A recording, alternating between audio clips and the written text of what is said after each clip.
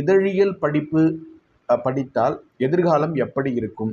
எந்த கல்லூரியில் படித்தால் நன்றாக இருக்கும்? அதனுடைய எதிர்காலம் பற்றி சொல்லுங்கள். இதழியல் என்கிற ஒரு படிப்பு. இதழியல் அப்படின்னா நம்ம எல்லாருக்குமே தெரியும். அது வந்து எப்படி சொல்கிறது, பத்திரிகையாளர்கள் அந்த மாதிரி. ஜேர்னலிசம் தான் அதனுடைய மெயினே. ஜேர்னலிசம் அதாவது இன்றைக்கி இதழியல் சார்ந்து படிக்கக்கூடிய படிப்புகளுக்கு எந்த கல்லூரியில் வேணால் நீங்கள் படிக்கலாம். என்ன படிப்பு வேணால், அடிப்படை ஒரு பேசிக்காக வந்து பார்த்திங்கன்னா நமக்கு அதில் தேவையானதே வந்து அடிப்படை ஒரு டிகிரி ப்ளஸ் வந்து நல்ல கம்யூனிகேஷன் ஸ்கில் இருக்கணும்.